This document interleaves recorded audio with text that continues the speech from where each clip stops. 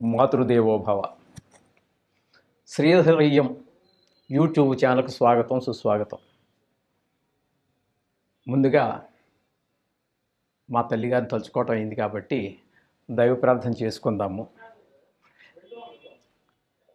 ఈరోజు నుండి 2024 సంవత్సరం రాశి ఫలితాలు చెప్పుకోవడం ప్రారంభిస్తాం. దానికి ముందుగా ఒక దైవ ప్రార్థన చేసుకుందాం. వాగర్ధావివ సంతృప్తౌ వాగర్ధ ప్రతిపతయే జగతః పితరౌ వందే పార్వతీ పరమేశ్వరౌ జగతః పితరౌ వందే పార్వతీ పరమేశ్వరౌ.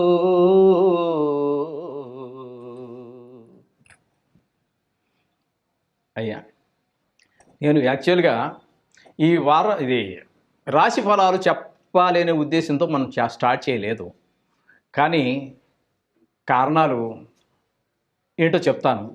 చెప్పకూడదు అనుకున్నాను అసలు. దానివల్ల అది ఒక్కటి ప్రయోజనం లేదని కూడా మనం చెప్పుకున్నాం గత ఎపిసోడుల్లో. కానీ ఇక్కడ పరిస్థితి ఎలా వచ్చిందంటే, ఫర్ యువర్ దానికోసం నా చిన్నప్పటి నుంచి కూడా నేను వార ఫలాలు, వారం పుస్తకం, స్వాతి పుస్తకం అని అవన్నీ ఇవన్నీ పుస్తకాలు వచ్చేవి. ఆ పుస్తకాల్లో వార ఫలాలు చూడడం అలవాటు అయిపోయింది. అలాగే పేపర్లో కూడా ఏవో దినఫలం ఏదో వేస్తూ ఉండేవాడు. ఈ విధంగా ఒక రకమైనటువంటి క్రానిక్ బాగా అది అలవాటు పడిపోయాం. నేనే కాదు, చాలామంది.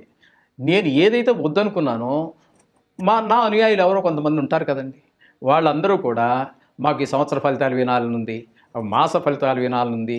మీరు చాలామంది చెప్తున్నారు కదా మిత్రులారా అంటే, అట్లా కాదండి, మీ వర్షంలో మీరు చెప్పండి మాకు. ఎందుకంటే మీరు చెప్పిన దాంట్లో చాలా వరకు మాకు జరుగుతున్నాయి కాబట్టి అంటే చెప్తున్నాను కదండి. అది పరిపూర్ణం అయితే కాదు, జ్యోతిష్యంలో ఒక భాగం. అది బాగా జరుగుతున్నాయని చెప్పేసి అనేక రకాలుగా వాళ్ళు అడగటం ద్వారా ఇక వాళ్ళు అడుగుతున్నారు కాబట్టి చెప్పడం మన ధర్మం. మనకు తెలిసినంత వరకు, నా పరిజ్ఞానం సహకరించినంత వరకు చెప్పడం నా ధర్మం కాబట్టి ఈ రాశి ఫలాలు చెప్పడం ప్రారంభించాను. ఇప్పుడు 2024 అంటే రాబోయేటటువంటి నూతన ఆంగ్ల సంవత్సరం. ఇది తెలుగు సంవత్సరానికి సంబంధించినటువంటిది కాదు. ఈ సంవత్సరంలో ఈ ఫలితాలు ఎలా ఉంటాయి అనేటటువంటి దాన్ని మనం చెప్పుకోబోతున్నాం. ఈ చిన్న ఎందుకంటే సంవత్సర ఫలితాలు చెప్పేటప్పుడు ఈ ప్రధానంగా ఎక్కువ కాలం ఉండేటటువంటి గ్రహాలు ఏవైతే గురు, శని, రాహు, కేతువుల గురించి మాత్రమే మనం చెప్పుకోగలం. ఇంకా చిన్నవి చెప్పుకోవాల్సి వస్తే ఇంకా మాస ఫలితాల్లోకి, పక్ష ఫలితాల్లోకి, వార ఫలాల్లోకి ఇంకా వెళ్తే ఇంకా దిన ఫలాల దగ్గర కూడా వెళ్ళాల్సి వస్తుంది. అందుచేత అవి కాకుండా ప్రధానమైనటువంటి ఈ 4 గ్రహాలనేది మనం తీసుకుని మనం చెప్పడానికి ప్రయత్నం చేస్తాను. అది మీ అందరి యొక్క విన్ని ఆస్వాదిస్తారని, ఏమైనా రెమెడీస్ ఉంటే మేము చెప్పడానికి ప్రయత్నం చేస్తాము. అవి చేసుకుని మీరు ఆ దుష్ఫలితాల నుంచి బయటపడి తీవ్రత తగ్గించుకోండి. జపాలు చేయడం ద్వారా ఏదో ఆ గ్రహాన్ని తీసి ఇంకో దగ్గర అయితే పెట్టలేము. నేనే కాదు, ఎవరు ఏ గ్రహాన్ని ఎక్కడి నుంచి ఎవరు తప్పించలేరు. అయితే దుష్ప్రభావాలకి ఈ రెమెడీ చేసుకోవడం ద్వారా, ఈ పరిహారం చేసుకోవడం ద్వారా ఆ తీవ్రత తగ్గుతుంది. తద్వారా మనకి శుభాలు చేకూరడానికి అవకాశం ఉంది. ఇది మనం చెప్పినటువంటి కాదు. ఏ శాస్త్రకారులు అయితే అక్కడ దోషం ఉందని చెప్పారో, పలానా గ్రహం వల్ల పలానా దోషం ఉందని చెప్పారో, పలానా లాభం ఉందని చెప్పారో, వారే మనకి ఈ పరిష్కారాలు కూడా చెప్పారు. ఇందులో నా యొక్క సొంత మాట కానీ, సొంత అక్షరం కూడా, ఒక పదం కానీ, ఒక అక్షరం కానీ ఏది ఉండదండి. మనం చెప్పిన దానికి శాస్త్ర ప్రమాణం ఉన్నదానికి మాత్రమే మనం చెబుతాము. లేని దాన్ని, అక్కర్లేని విషయాల గురించి మనం పొడిగించుకుంటూ టైం వేస్ట్ చేసుకోకుండా ముందుకు సాగుదామండి. ఇది నా యొక్క విశేషం. ప్రధాన గ్రహమైనటువంటి ఒక గురువు మేషరాశిలో 30వ తారీఖు ఏప్రిల్ 2024 వరకు మేషంలోనే సంచారం చేస్తారు. తదుపరి ద్వితీయ స్థానమైనటువంటి వృషభ రాశిలో ఆయన సంచారం జరుగుతుంది. సంవత్సరం మొత్తం అంతా కూడా అక్కడే సంచారం జరుగుతూ ఉంటుంది. 2024 సంవత్సరం మకర రాశి యొక్క ఫలితాలు ఏ విధంగా ఉన్నాయో తెలుసుకునే ప్రయత్నం చేద్దాం. ఇవి రాశి ఫలితాలు మాత్రమే, జాతక ఫలితాలు కాదు. మీకు పరిపూర్ణమైనటువంటి ఫలితాలు రావాలి అంటే జాతకము చూపించుకోవాల్సి ఉంటుంది. అంతేగాని కేవలము రాశి ఫలితాలు చూసి ఇదే కదా జీవితం అని ఏదో బాగా చెప్పారు కదా అని చెప్పి మీరు సంబరపడిపోవాల్సిన పని లేదు. బాగలేదని చెప్పారని చెప్పేసి మీరేమో డిసప్పాయింట్ ఏమి నిరాశ చెందవలసినటువంటి పని కూడా ఏమీ లేదు. జాతకం పరిపూర్ణంగా చూపించుకోండి, నిష్ణాతులైనటువంటి వారు చూపించుకోండి. చాలామంది దేశంలో నిష్ణాతులు ఉన్నారు, కాదంటలేదు. ఒకవేళ మీకు ఏదైనా మా చేతే చెప్పించుకోవాలి అనుకుంటే కూడా మీరు మా యూట్యూబ్ ఛానల్ ద్వారా, అదే నా యొక్క వాట్సాప్ అన్ని నెంబర్లు ఉన్నాయి, అదే నెంబర్తో ద్వారా మీరు చక్కగా చెప్పించుకోవచ్చు. మీరు ఎక్కడున్నా పర్వాలేదు, మాకు 20 దేశాల్లో మంచిగా కస్టమర్లు ఉన్నారు, వాళ్ళకి మనం చేస్తూనే ఉన్నాం. ఈ చేసినటువంటి పరిష్కారాలు కూడా ఆన్లైన్లో చేస్తూనే ఉన్నాం. ఆ సంకల్పాలు అవి కూడా మీ చేత ఏవైతే మీరు చెప్పవలసినటువంటి ఉన్నాయో అవి మీ చేత చెప్పిస్తాము. ఆ జరిగిన పూజా కార్యక్రమం జరిగినంతసేపు కూడా ఆన్లైన్ మీకు చూపిస్తూనే ఉంటాము. ఈ విధంగా ఉంటుంది. ఓకేనండి. ఇప్పుడు మనం మకర రాశి వారి యొక్క రాశి ఫలాలు ఏ విధంగా ఉంటాయి అనేటటువంటి దాని గురించి మనం తెలుసుకునే ప్రయత్నం చేద్దాము. ఇక్కడ మీకు మకర రాశి నుంచి ఏప్రిల్ 30వ తారీఖు వరకు ఆయన ఒక చతుర్థ స్థానంలో గురు సంచారం జరుగుతోందండి. ఆ తర్వాత మే 1 నుంచి పంచమ స్థానంలో మీకు చతుర్థ స్థానంలో నుంచి పంచమ స్థానంలోకి గురుగ్రహం సంచారం మారుతోంది. పంచమంలోకి వచ్చిన తర్వాత మీకు చాలా బాగుంటుందండి. ఏప్రిల్ వరకు మాత్రము ఆయన మీకు అనుకూలమైనటువంటి ఫలితాలు ఇవ్వజాలడు. ఆ తర్వాత మాత్రం శుభ ఫలితాలే ఉంటాయి మీకు సంవత్సరం అంతవరకు కూడా.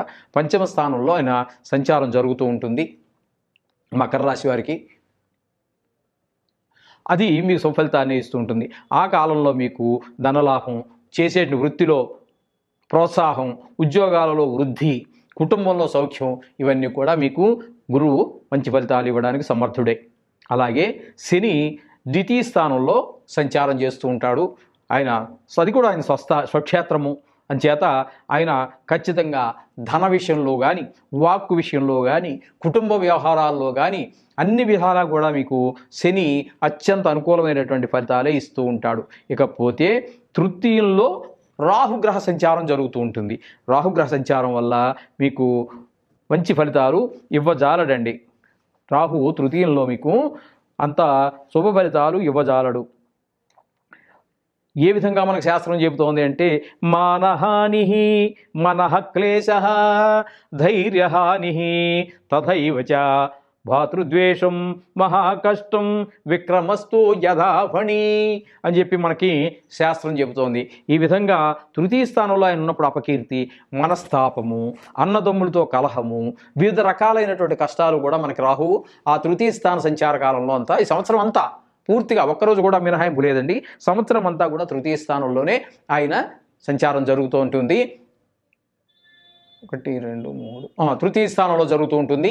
అందుచేత ఆ కాలంలో మీకు రాహు ఏ విధమైనటువంటి శుభ పరిణామాలు ఇవ్వజాలడు. అలాగే కేతువు మనకి భాగ్యస్థానంలో మనకి సంచారం చేస్తూ ఉంటే మనం ఇదివరకు చెప్పుకున్నట్టుగా ఓ దగ్గర రాహు ఉపయోగపడితే ఈయన ఉపయోగపడకపోవచ్చు, ఈయన ఉపయోగపడినప్పుడు ఆయన ఉపయోగపడకపోవచ్చు. కానీ కొన్ని రాసుల్లో ఉన్నప్పుడు మాత్రం ఇద్దరూ ఉపయోగపడిన పరిస్థితులు ఉంటాయి, ఇద్దరూ కూడా అనుకూలించినటువంటి ఫలితాలు కూడా ఉంటాయి.